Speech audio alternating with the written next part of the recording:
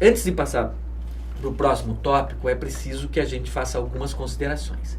É óbvio que pode haver crítica a essas distinções. Essas distinções são baseadas a uma visão ocidental dos sistemas sovietizados.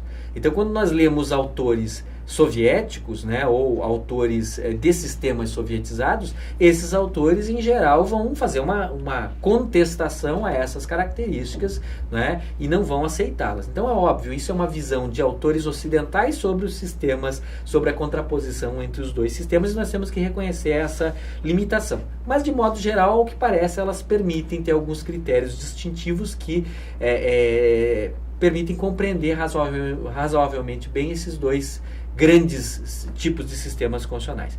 Uma segunda observação importante é que é óbvio que os sistemas sovietizados eram mais importantes até o final da década de 80 e início da década de 90, quando acaba a União das Repúblicas Socialistas Soviéticas. Né? Com o fim da União Soviética, né? Naturalmente esse sistema não deixa de existir, ele continua existindo na China, na Coreia do Norte, em Cuba, em outros países, mas ele não tem mais a mesma importância que ele tinha até então. De qualquer maneira, é importante compreender e saber que existem esses sistemas sovietizados, porque eles são bastante distintos dos sistemas constitucionais ocidentais de base capitalista, como a gente acabou de ver, embora de uma forma bastante sucinta ou bastante superficial. Indo além, né, e deixando, adotando uma outra abordagem dessa mesma temática, nós podemos compreender os sistemas constitucionais do mesmo modo que está estabelecido, que está representado nesse slide que traça um panorama mais histórico comparativo.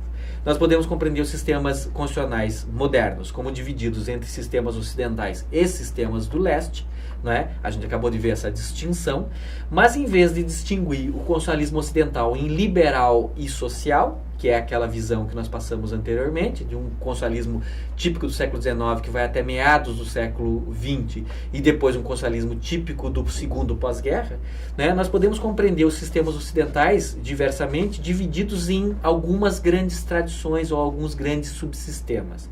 Quais são essas tradições ou quais são esses sistemas? Os sistemas constitucionais ou as matrizes constitucionais inglesa, americana ou norte-americana, francesa e alguns outros sistemas. Né? Nós vamos ver que, e o nosso estudo daqui para frente vai ser exatamente desses sistemas constitucionais ocidentais, inglês, americano e francês, que nós vamos chamar de matrizes constitucionais. Matrizes porque são sistemas que foram historicamente muito importantes e que influenciaram uma série de outros sistemas. De algum modo, todos os sistemas constitucionais contemporâneos são influenciados pelo constitucionalismo inglês, ou pelo constitucionalismo norte-americano, ou pelo constitucionalismo francês, e, portanto, essas três matrizes constitucionais são de extrema importância.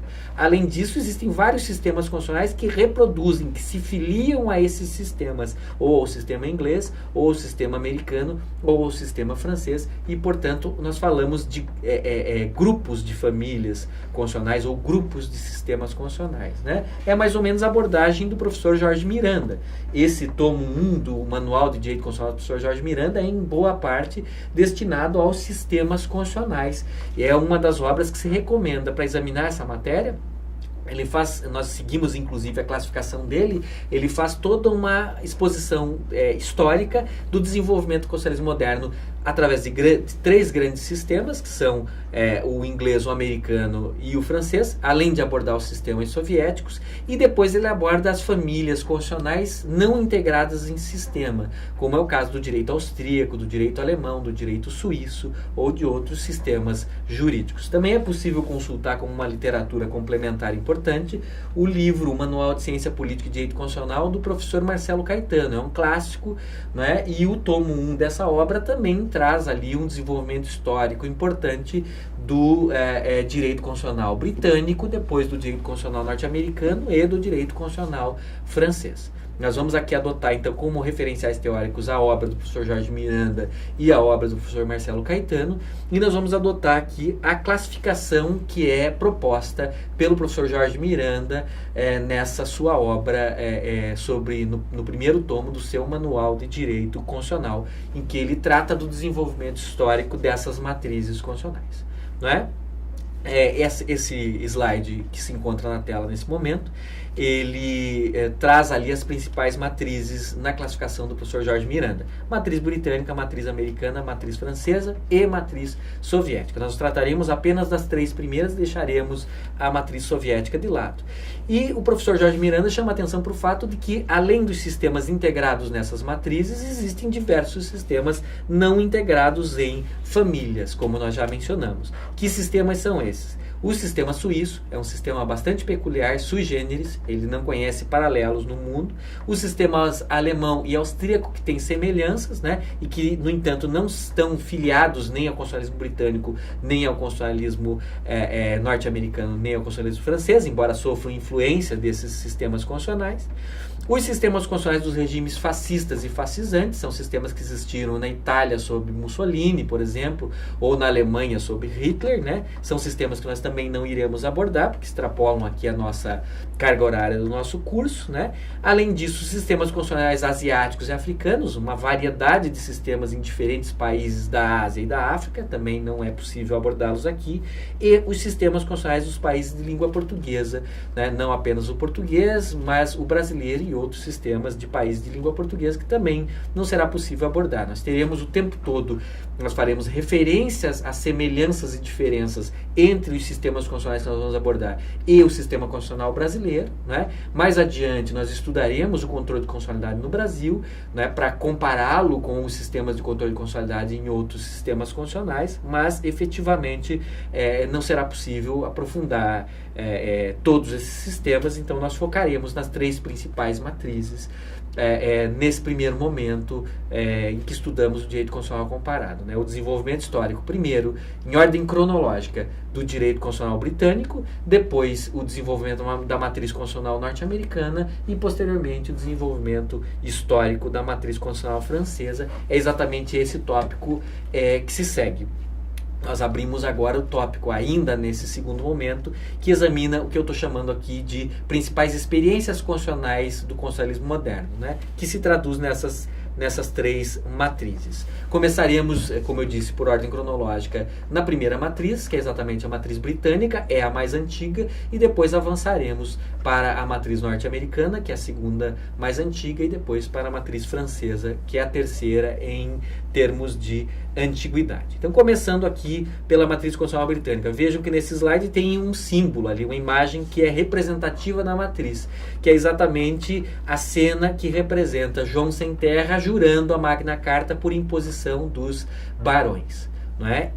Esse documento é considerado, a Magna Carta é considerado um documento que ainda hoje faz parte da matriz constitucional britânica. É uma matriz que tem como característica ser muito tradicional, não é? Ela tem instituições bastante antigas, não é? Ela tem as suas raízes lá no constitucionalismo medieval, por isso nós fizemos aquela digressão sobre o constitucionalismo medieval em aulas anteriores, mas ela cria novas características no século XVII e, portanto, se torna uma matriz que era uma das correntes do constitucionalismo medieval, como nós vimos, ao lado da hispânica ou ibérica e da francesa, mas ela, no século XVII, depois das revoluções inglesas, se torna um constitucionalismo moderno. Então, essa é a única que é, ao mesmo tempo, uma tradição do constitucionalismo medieval e uma tradição do constitucionalismo moderno, e por isso mesmo se elegeu ali como uma imagem para inaugurar esse tópico do nosso curso, a imagem do João Sem Terra jurando cumprir a Magna Carta Libertatum em 1215. A matriz britânica, como nós vamos tratar aqui, no entanto, não surge no século XII ou século XIII, melhor dizendo, no século XIII. Ela surge no século XVII, após as revoluções liberais na Inglaterra. Exatamente porque é nesse momento que há uma transição do Estado britânico de um Estado estamental para um Estado moderno, não é? Para um Estado moderno e para um Estado de tipo constitucional representativo. Aqui se estabelece uma democracia, um governo representativo, não é? E aqui se estabelece um Estado constitucional e não mais uma monarquia limitada de estamentos como existia até então.